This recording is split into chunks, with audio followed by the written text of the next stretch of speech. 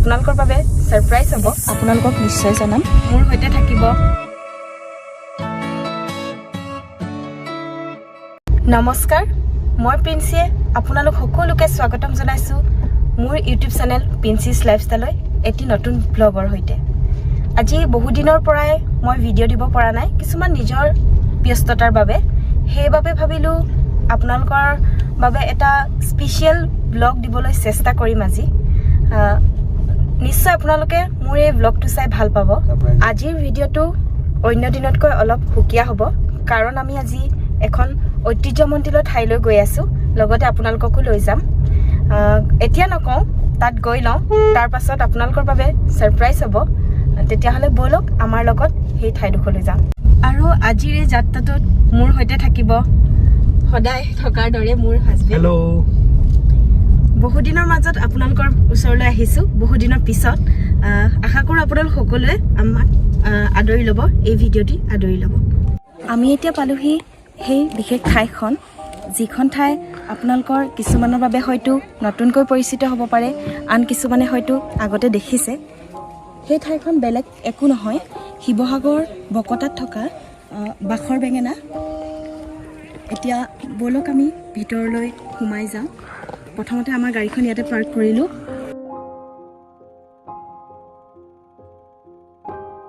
আপোনালোকে দেখিবলৈ পাইছে এই বিস্ময়কৰ বৃক্ষ বাখৰ বেঙেনালৈ সোমোৱাৰ আগতে এটি খেৰী ঘৰো আছে কাৰণ মানুহে অলপ জিৰণিও ল'ব পাৰে ইয়াতে এখন ধনেখনা জানো আছে সেই জানটো পাৰ হৈ আমি সেই গছজোপা পাম আৰু এখন ফলক আছে এইপিনে আপোনালোকে চাই লওক কি লিখা আছে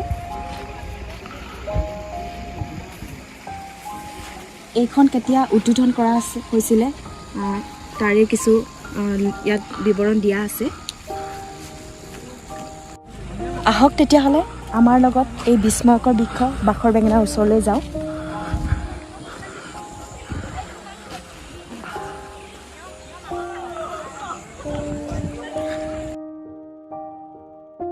প্ৰথমতে আপোনালোকে চাৰিওফালৰ পৰিৱেশটো এবাৰ চাই লওক যিহেতু এতিয়া জানুৱাৰী মাহ বনভোজৰ সময় বহুতো দূৰ দূৰণিৰ পৰা মানুহ ইয়ালৈ আহে বনভোজ খাবলৈ আৰু এই নিজান ঠাইখন উপভোগ কৰিবলৈ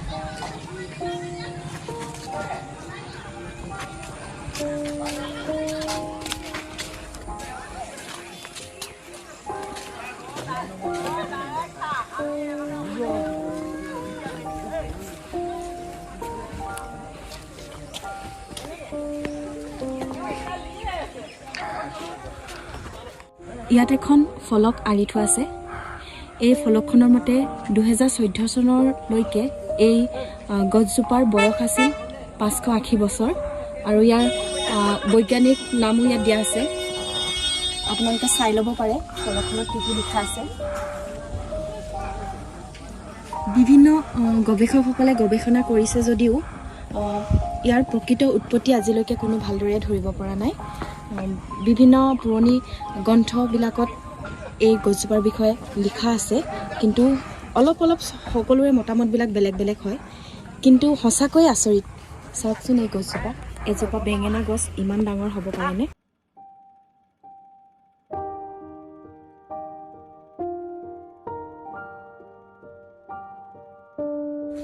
এয়া চাওক মই এতিয়া বৰ্তমান সেই গছজোপাৰ কাষলৈ আহিলোঁ বৰ্তমান ইয়াৰ পাতবোৰ অলপ মৰহি যাবলৈ ধৰিছে কাৰণ যেতিয়া বাৰিষা নতুন পাত ওলাব ফুল ফুলিব তেতিয়া এই গছজোপাৰ বেছি ধুনীয়া হৈ পৰে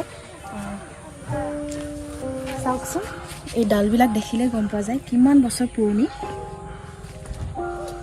কোনোবাই ভাবিছিলনে বাৰু এজোপা বেঙেনা গছো যে ইমান ডাঙৰ হ'ব পাৰে এনেকুৱা ঠাইবিলাক হয়তো বহুতে এই ঠাইখন চিনি পাইছে বহুতে আন কিছুমানে চিনিও পোৱা নাই কাৰণ ইমান বেছি এতিয়ালৈকে গম পোৱা নাই লাহে লাহে মানুহবিলাকৰ বনভোজৰ থলী হৈছেগৈ এই ঠাইখন তেতিয়া লাহে লাহে চিনি পাব এই গছজোপা ইয়াৰ শিপাবিলাক চাওক আৰু লগতে গা গছটো চাওক কিমান মজবুত বেঙেনা গছৰ দৰেই কাঁইটীয়া হয় এই গছবিলাক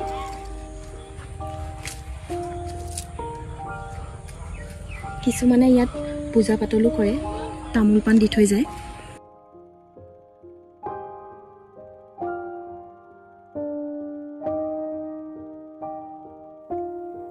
আৰু এইখিনিতেই মই আপোনালোকক আৰু এষাৰ কথা ক'ব বিচাৰিছোঁ। ইয়াৰ বোলে ফুলবিলাক বাখৰৰ দৰে জিলিকি থকা ধুনীয়া, যাৰ বাবে এই বৃক্ষজোপাৰ নাম বাখৰ বেঙেনা হয়। পাৰিলে মই এই ভিডিঅ'টোৰ লগত সেই ফুলপাহৰ একপি ফটো দিবলৈ চেষ্টা কৰিম।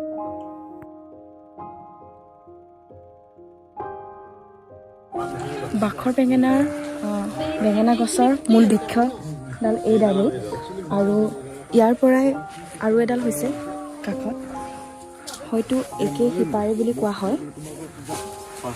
পৰ্যটকসকলে বহুখিনি গৱেষণা কৰি আছে ইয়াৰ ওপৰত।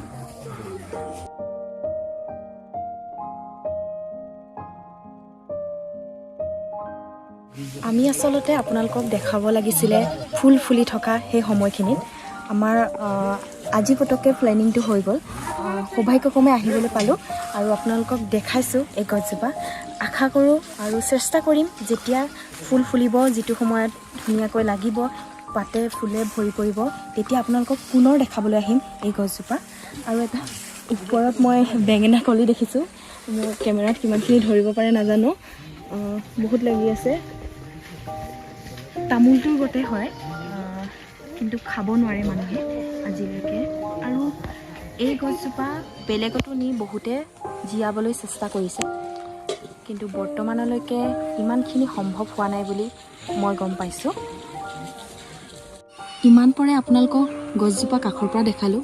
এতিয়া গছজোপাৰ চৌপাশেনো কি কি আছে সেইখিনি আপোনালোকক দেখাবলৈ অলপমান চেষ্টা কৰিম।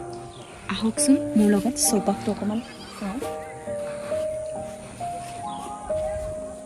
ইয়াত দমকলৰো ব্যৱস্থা কৰা হৈছে, যিহেতু বনভোজ খাবলৈ মানুহবিলাক আহে, পিকনিক খাবলৈ এইটো সময়ত, তেওঁলোকৰ বাবে যাতে সুবিধা হয়।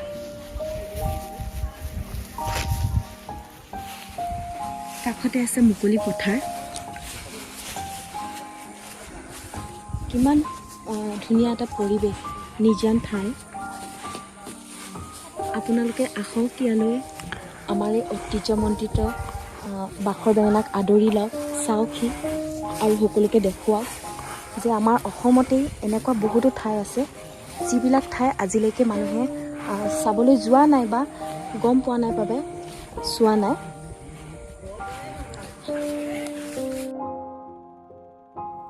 আগৰ দিনত এই ঠাইডোখৰে ইমান উন্নয়নৰ মুখ দেখিবলৈ পোৱা নাছিল যদিও লাহে লাহে সৰু সৰুকৈ হ'লেও উন্নয়ন হ'বলৈ ধৰিছে।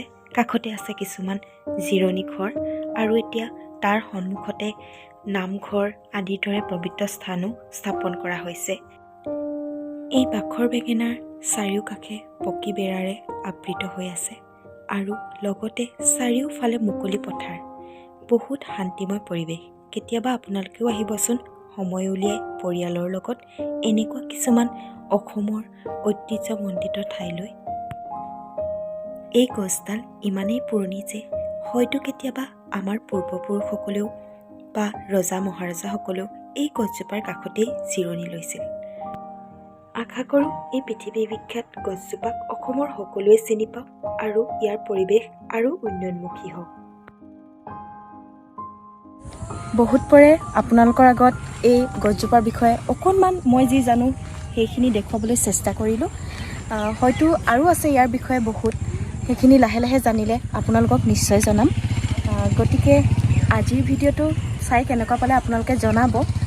আমি আৰু ইয়াত বেছি দেৰি নকৰোঁ, যদি ভাল পালে আপোনালোকে লাইক কৰিব, আৰু আশা কৰোঁ এই ভিডিঅ'টো আপোনালোকে আৰু 10জনৰ লগত শ্বেয়াৰ কৰিব, যাতে আমাৰ এই অসমখনৰ এনেকুৱা ঐতিহ্যমণ্ডিত ঠাইৰ বিষয়ে সকলোৱে পৰিচিত হওক, সকলোৱে জানক। তেতিয়াহ'লে আজিলৈ বেছি দেৰি নকৰোঁ, নতুনকৈ অহাসকলে কিন্তু মোৰ চেনেলটো ছাবস্ক্ৰাইব কৰিবলৈ নাপাহৰিব। Bye bye.